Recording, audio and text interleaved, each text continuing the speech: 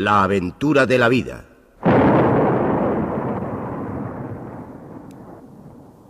Un programa de Radio Nacional de España con guión, dirección y presentación de Félix Rodríguez de la Fuente.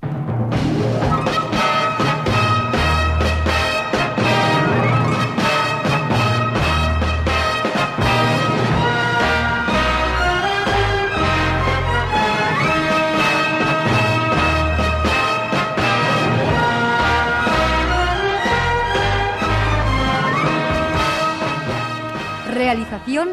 Herminio Verdú.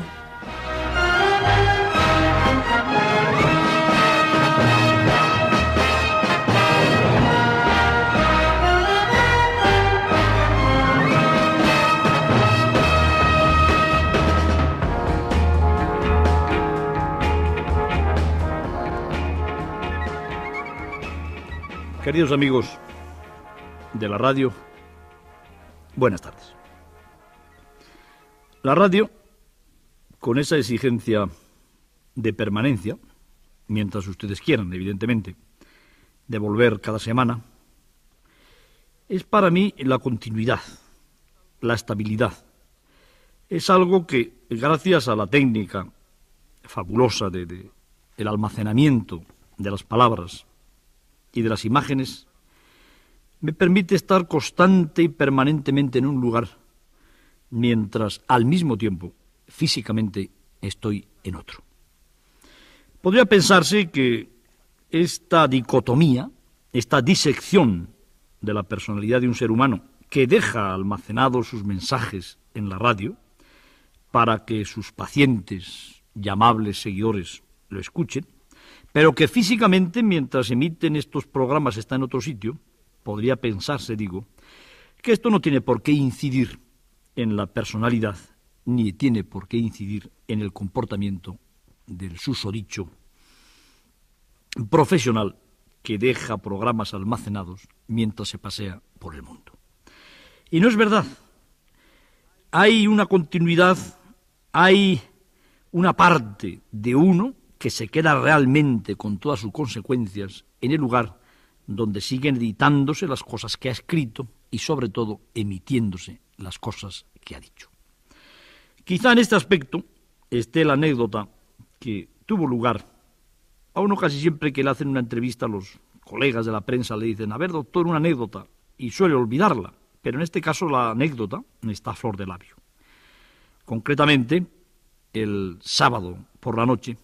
en el aeropuerto de Montreal, estaba yo sumamente atareado porque, entre otras cosas, debíamos facturar 1,5 toneladas de material valioso, material cinematográfico, especialmente utillado, un material que había servido para filmar en el Ártico, concretamente en la línea de los bosques, en la Timberline, que dicen los ingleses,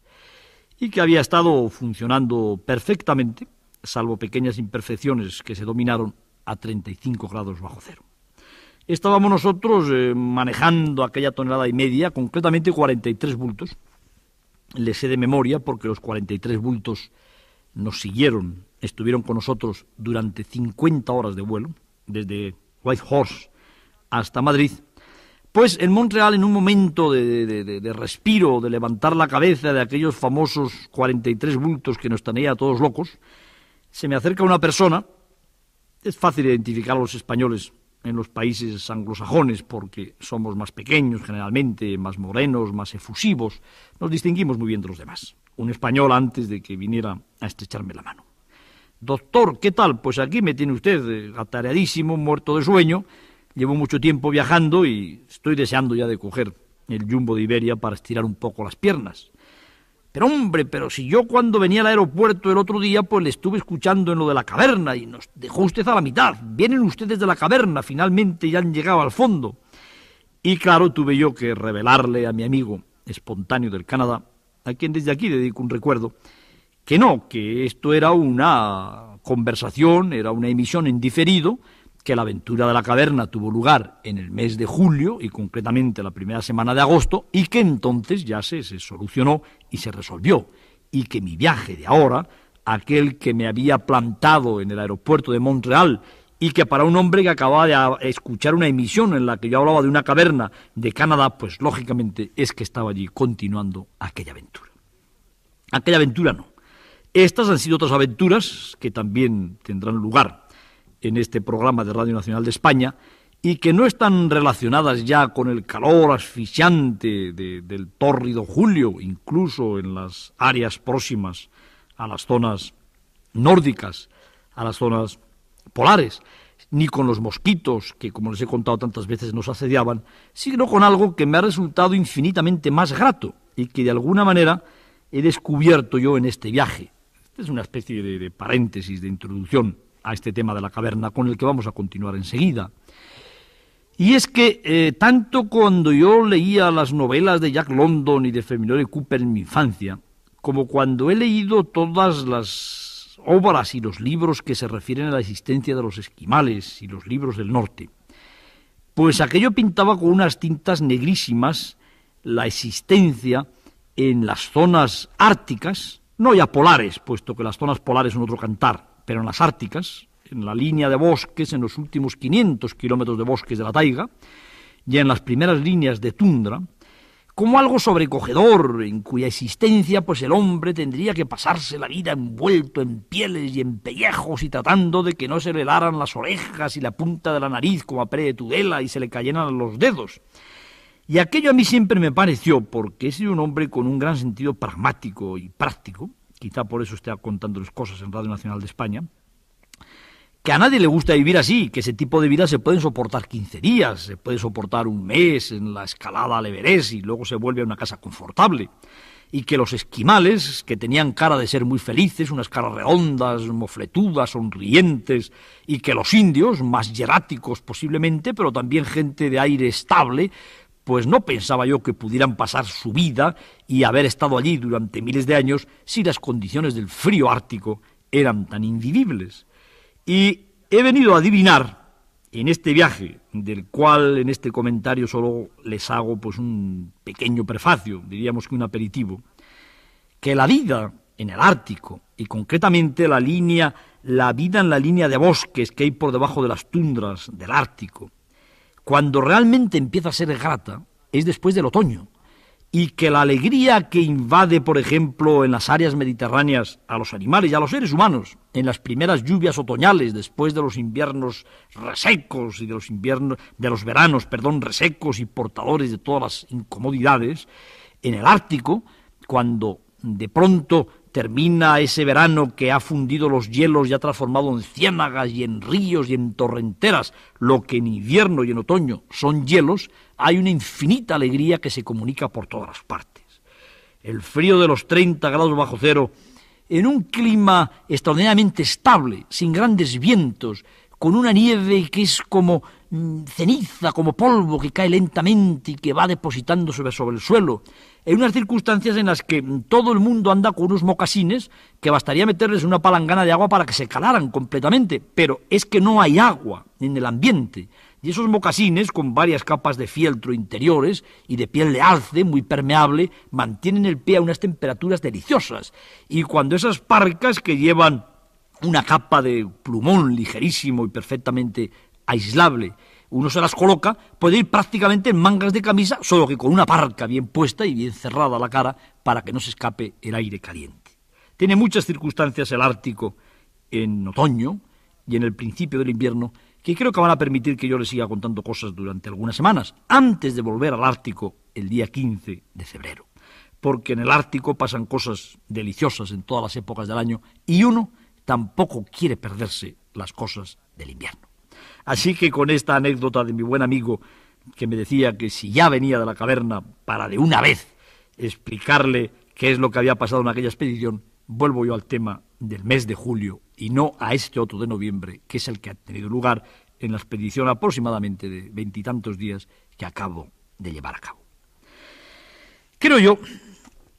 yo, y por eso les decía antes, queridos amigos, y os decía a vosotros, jóvenes y niños del alma, y os digo del alma porque si yo pido algo es seguir siendo siempre joven y niño, al menos de corazón, y que los músculos me acompañen también durante una temporada. que esto es la continuidad, lo de la radio, porque tengo que retrotraerme cuando tengo ya a flor de piel y de labio otras vivencias, otras aventuras, otras circunstancias, como aquella de haberme pasado 15 días con un trampero en un trineo, recorriendo su línea de trampas, como pudo hacerlo un trampero del siglo XIX, según las historias de Jack London.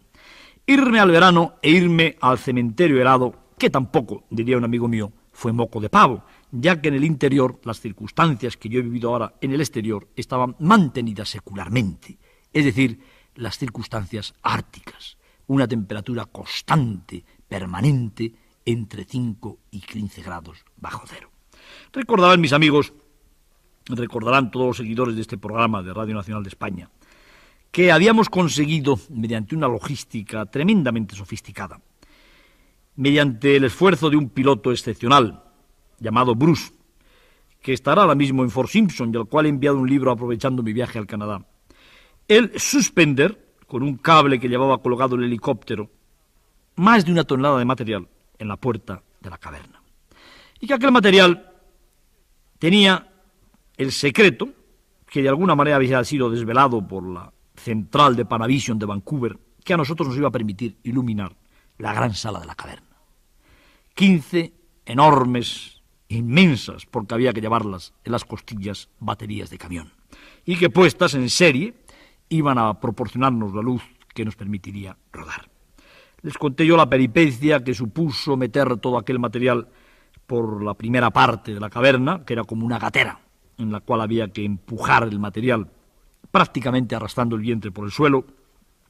por la segunda parte de la caverna, que era un puro barrizal, y que a fuerza de pasar y repasar, haría posiblemente, o me pregunto yo, ¿alguna vez habrían pasado y repasado tantos vertebrados, tantos seres vivos por aquella caverna? Creo que no. Se había transformado en un auténtico lodazal la enorme carga, utilizando para ello los armazones de las mochilas, a los cuales habíamos desprovisto de la parte de la mochila que constituye las bolsas, en las cuales se meten los artefactos, y atábamos cuidadosamente aquellos armazones de las mochilas, las grandes baterías de camión y todas las demás cosas que nos iban a permitir iluminar el interior de la caverna. Pasada la parte de barrizal, la parte acuática, de una manera absolutamente brusca, y de esto saben mucho los espeleólogos, de esos microclimas de las cavernas, posiblemente porque se ascendía, había que subir una cuesta que teníamos facilitada mediante una cuerda de montaña que habíamos clavado a unos pitones para agarrarnos a ella en aquel barrizal que subía cuesta arriba, y posiblemente aquel ascenso para situarnos en una capa de la caverna que era intermedia entre las más templadas zonas de la tierra y las más frías de la parte superficial, comenzaba el hielo. El hielo fue como patinar con grandes pesos sobre las costillas, como arrastrarse cuando no se podía de una manera noble como el bípedo Homo sapiens, andando sobre 2 extremidades a 4 patas y también arrastrando el trasero, cosa que gracias a esos refuerzos que tienen los pantalones de montaña no era tan peligroso ni tan complicado como podría suponerse, hasta entrar en la gran sala de la caverna donde fuimos depositando todo aquel material. Cuando esta charla que yo les estoy dando ahora, y que va a ser dentro de muy poco, pues se vea realizada y se vea emitida en imágenes, comprobarán lo que fue el momento más trascendental de aquella expedición que nos iba a permitir desvelar el secreto del cementerio helado. Antes, evidentemente, de que se depositara todo aquel material pesado,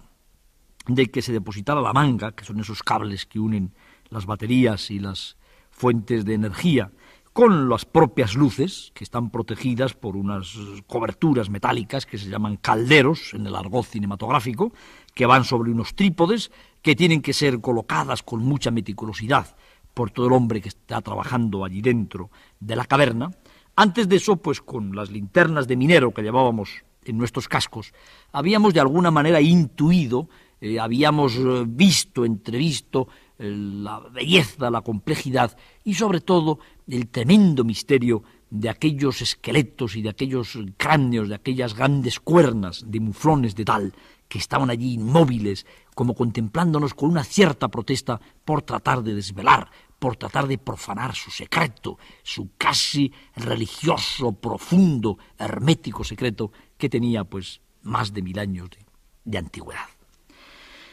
Fuimos haciendo viajes para colocar todo en condiciones y en un momento determinado, porque en el cine hay que hacerlo todo con el protocolo, con que casi se hace en las ofrendas o en los actos religiosos, todos situados cada uno en un sitio, la cámara número 1 que estaba allí en lo alto de la parte superior de la sala, a la que había que descender por una cascada, una catarata helada, de la que luego les hablaré, arrastrando también las posaderas y sujetos a unas cuerdas que habían sido fijadas a las correspondientes clavijas en la parte de arriba. A una voz determinada, de mando, se encendían todas las luces y se hacía el milagro de que todo el interior de la caverna, toda aquella sala inmensa, se transformara en un mundo de luz que a mí me dejó absolutamente sobrecogido. Piensen que aquella sala, que tendría una altura pues de 10-15 metros, una anchura de otros 15 metros, una profundidad de 20 o 25 metros, es, y en aquel momento era, puro reflejo de millones y millones de espejos de hielo. Espejos de hielo que nunca, desde que se habían formado, hace posiblemente 200.000 años, con la primera glaciación de Burma, habían recibido el choque de la luz cegadora que proyectaban sobre ellos las lámparas que robaban la energía a las famosas baterías de camión. Aquellos millones y millones de espejos, en todos los colores imaginables del arco iris, devolvieron la luz como si hubieran estado hambrientos, sedientos, necesitados de ser vistos, de ser admirados por el hombre, de quien alguna vez se ha dicho que es el espejo a través del cual la naturaleza se mira a sí misma. El hombre estaba finalmente iluminando aquella maravilla natural, y al ver aquella maravilla natural, de alguna manera, fruto a su vez de aquella maravilla natural, con cristales, si no de hielo, si de los mismos elementos minerales que estaban en la caverna, estaba permitiendo que la caverna se viera a sí misma. Quizá este juicio mío, es demasiado de lo que se llamaba antes panteísta, demasiado de lo que se puede llamar ahora filosofía natural, demasiado de lo que siempre he creído, que el hombre no es ni más ni menos que naturaleza organizada, que el hombre no es ni más ni menos que cosmos pensante, y que el hombre, por consiguiente, tiene la sagrada obligación de desvelar todos los secretos de ese cosmos que está interiorizado en él, sintetizado en él, y que gracias a la riqueza de sus diversos e infinitos componentes le permite pensar, investigar y expresarse. Ese era mi estado de ánimo cuando todos los millones de espejos del techo y de los lados de la caverna enviaron su luz al suelo de hielo, que era como una misteriosa pista de patinaje en el cual estaban semi-incrustados los cráneos de los muflones de Dall. Efectivamente, pudimos comprobar inmediatamente que aquellos animales que superaban los 100 especímenes habían muerto en el mismo orden en que se encuentran en la naturaleza. Había incluso un esqueleto que no olvidaré en mi vida y que ahí está, inmortalizado de alguna manera, con la efímera inmortalidad de las imágenes del cine y de la televisión, en imágenes en color, de una hembra, una oveja, una muflona, muerta sobre el cadáver del pequeño cordero. El cadáver del pequeño cordero ocupaba exactamente una posición entre las patas delanteras de la madre. Habían muerto ambos en la misma postura en que hubieran podido hacerlo una madre humana y su niño. En torno a aquella oveja, con el pequeño muerto, tratando de darle calor, posiblemente el pequeño murió antes que ella, entre sus patas delanteras, debajo de su pecho, había una veintena de hembras y de algunos machos jóvenes, reunidos como si hubieran querido amontonarse, como hacen las ovejas domésticas en los malos días de frío o de calor intenso en La Mancha, en Extremadura o en Castilla. Y más adentro, en una sala profunda, en la última gran sala de la caverna de hielo, como si se hubieran separado ritualmente, como si una fuerza absolutamente superior a los destinos del hombre y desde luego a los destinos de los propios animales les hubiera empujado, los grandes machos, algo así como 50 o 60 grandes machos, sus cuernas poderosas de 3 vueltas, trofeos como seguramente ningún cazador llegará a batir nunca en las heladas montañas del Canadá y de Alaska. Y uno de aquellos cráneos, de aquellos trofeos, por casualidad, porque está perfectamente demostrado que ningún hombre ha movido aquellos restos, apoyado sobre una piedra rectangular y mirando hacia la entrada de la caverna, mudo, misterioso, majestático, como si el viejo dios Amón hubiera determinado transformarse en un cráneo semifosilizado de muflón de Dall para contemplar la historia desde una caverna taladrada en la pared de un gigantesco cortado del río Nahanni en los territorios del noroeste del Canadá. Empezamos a filmar, amigos míos, de una manera absolutamente febril. Pero claro, el filmar de una manera absolutamente febril puede dar muy malos resultados a la hora de hacer una película. Sabíamos que teníamos poco tiempo y había en cualquier caso que planificar aquellas cosas. Los grandes planos generales que eran tomados por una cámara que estaba en la parte alta de la catarata helada. Los planos más cortos, generales cortos, primeros y primerísimos planos, los subjetivos, los contraplanos, todo abajo, trabajando de una manera febril, aunque, como les digo, planificada. Y entonces viene la primera sorpresa del trabajo, que para ustedes ha revelado ya el contenido de la caverna, pero que para quien iba a ver una película aún no acababa de revelarlo. La cámara que estaba haciendo el trabajo delicado, el de los planos cortos, la cámara que estaba en manos del operador Teodoro Roa, que en este momento está trabajando en Canadá, al que he dejado allí, se para. Se para de una manera súbita y aparentemente como consecuencia de que la batería ha perdido la carga que permite al motor de la cámara funcionar. Inmediatamente se toma la medida de salir al exterior de la caverna con aquella cámara para ver lo que había pasado y continuar todo el trabajo únicamente con la cámara más importante, más pesada también, que es la que se había quedado en la parte alta para hacer los planos generales, los máster que se dicen en el cine. Sale el ayudante Teodoro Roa, Alberto Mariano, con la cámara deteriorada, en los 45 minutos de travesía que han de conducirle hacia la parte exterior de la caverna, e intenta Teodoro Roa salvar la situación antes de que se agoten las luces de las 15 baterías de camión serificadas y de las baterías de moto y las baterías normales de cine para terminar la película. Y parece que estoy viendo su cara cuando aquella cámara, una BL insonorizada, porque es la cámara que se emplea también para rodar cuando hay sonido sincrónico, cuando hay presentaciones, se para. Veo los ojos de Teodoro Roa enrojecidos por las horas de sueño incumplido, por aquella larga vigilia de la caverna, su faz pálida por el frío que reina, la hipotermia en el interior de aquel cementerio helado, y su gesto absoluto de derrota cuando me dice que también la cámara más importante se había ido abajo. No funcionaba. Si aquello había sido así, prácticamente tendríamos que dar por terminado nuestro trabajo.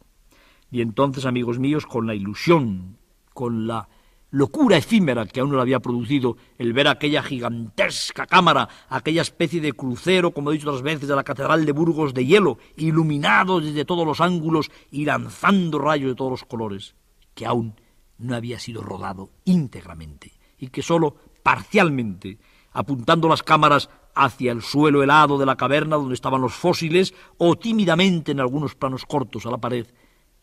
parece ser que habría que dar por terminado nuestro trabajo. Salimos hacia el exterior, reptando,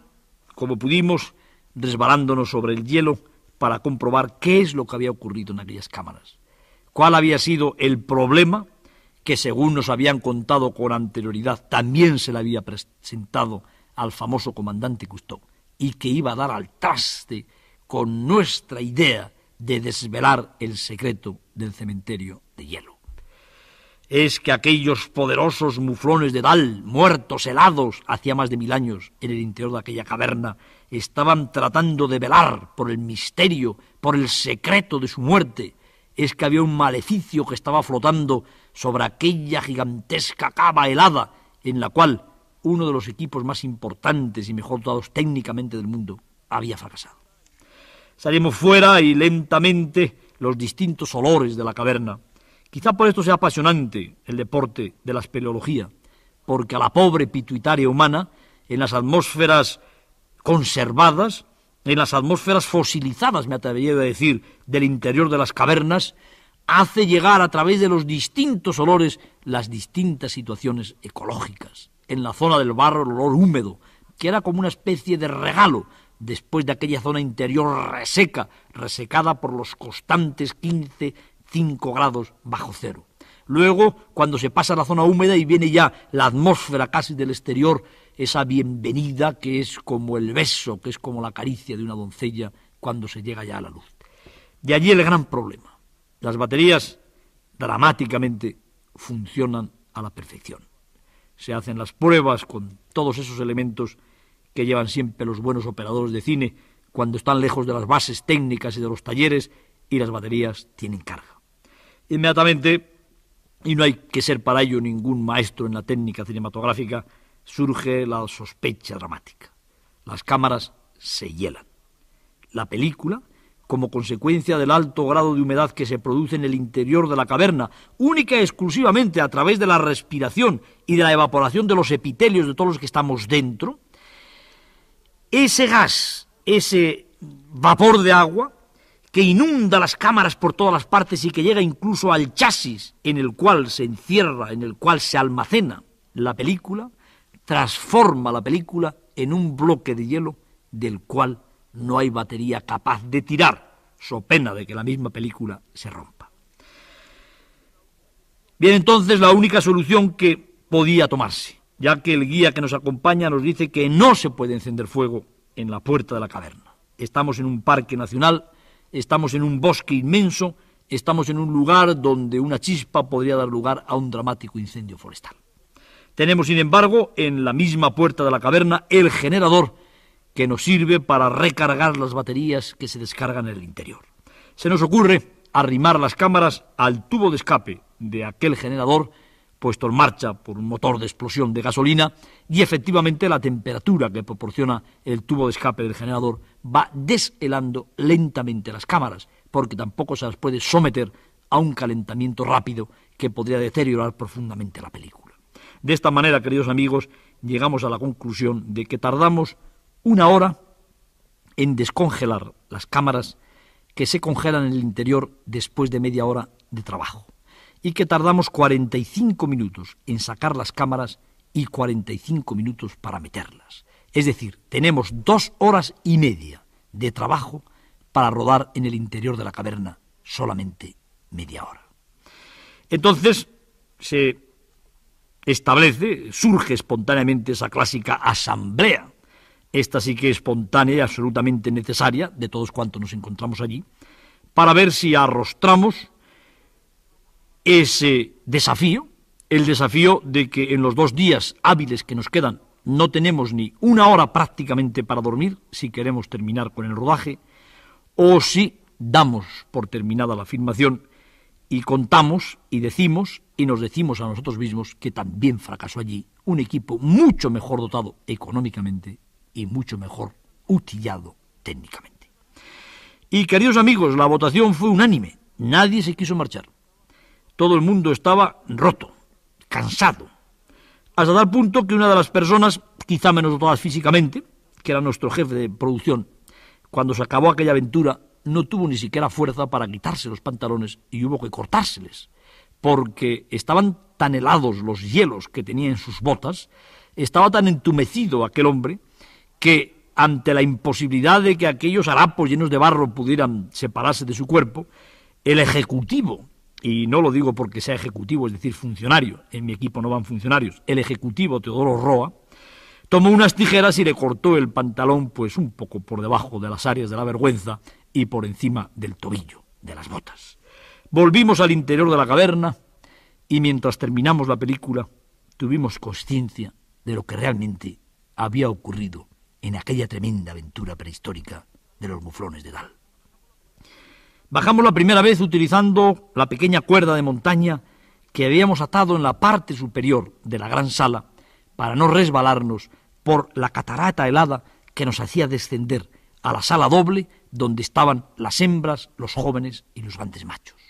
Volvimos a subir nuevamente a por cosas, volvimos a bajar. Aquel hielo fósil, aquel hielo que tenía, como les digo, más de 200.000 años de antigüedad. Era como una lámina de acero que no exhalaba ni una gota de sudor ante nuestras botas infatigables, ante el chirriar de nuestros crampones, ante la temperatura de nuestras propias manos cuando nos quitábamos los guantes. Aquella era una trampa absolutamente demoníaca. Cualquier animal, cualquier ser humano que no llevara una cuerda de montaña y unas clavijas y unas luces en el casco, andando lentamente por una caverna de 800 metros de profundidad, podría llegar a un sitio al cual se podía entrar, al cual uno se podría deslizar, presa ya de la fatiga, con esa dulzura, con esa agradable tendencia al sueño que dicen quienes han estado a punto de congelarse, que se siente cuando se va a perder ya la consciencia. Animales cansados, huyendo, después contaremos de qué, penetran en el interior de una caverna de 800 metros. Pasan una zona estrecha y de difícil circulación. Atraviesan después la zona del barro. Llegan a una zona de sucesivos niveles helados por los cuales anda con una cierta dificultad. Y hacia los 800 metros de profundidad de la caverna, una rampa, primero suave, cada vez más acusada, y que termina casi vertical y les conduce a una grande, infinita, misteriosa, tranquila, dulce sala, a un cementerio del que nunca jamás podrán salir. Este fue, parece ser, el problema de los muflones de Tal. Se ha podido demostrar que en la actualidad estos animales que siguen viviendo en las montañas rocosas, en los inviernos muy fríos, penetran bastante profundamente, hasta algunos cientos de metros, en las cavernas que todavía hay. Lo hacen por dos razones. Una de ellas, para huir del frío exterior. Fuera de la caverna puede hacer 50 hasta 60 grados bajo cero en esas montañas. A 100 metros de profundidad, la temperatura constante oscila entre los 15 y los 5 grados. Por otro lado, esos muflones se encuentran en las sales minerales de las estalactitas y las estalagmitas, elementos que, como sabe todo el mundo interesado en el comportamiento animal, gustan mucho a los ungulados. Se ponen piedras de sal a las vacas, a los caballos, a las ovejas. Esa sal la encuentran en estas cavernas. Buscando la sal, huyendo seguramente de bajísimas temperaturas que hubo en la época en que tuvo lugar la penetración de los muflones en el cementerio helado, parece ser que aquellas criaturas, aquellos rebaños, sucesivamente fueron entrando en la caverna Valeria.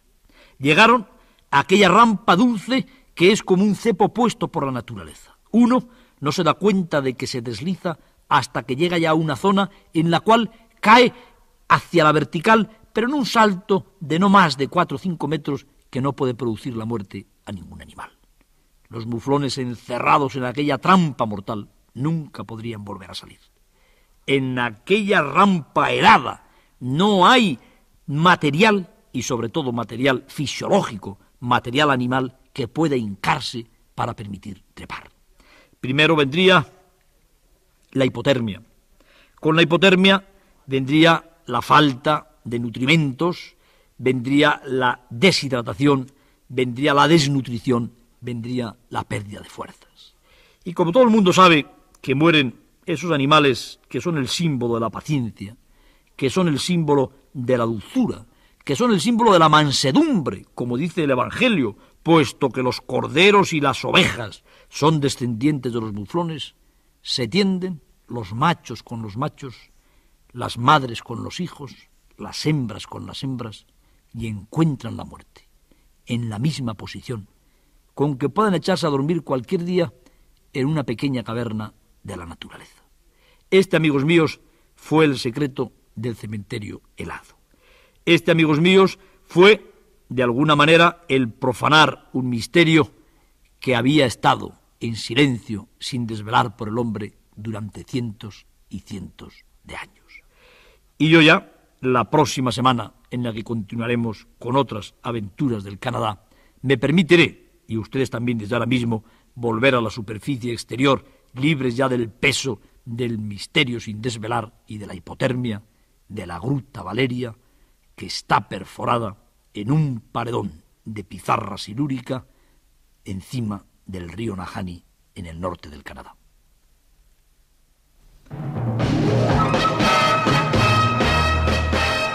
La próxima semana, de nuevo, en su receptor, La aventura de la vida.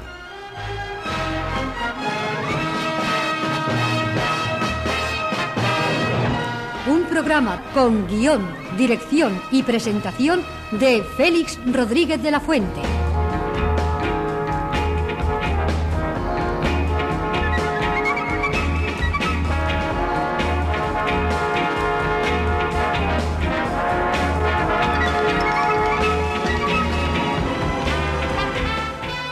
Montaje musical, Eugenio Borrego.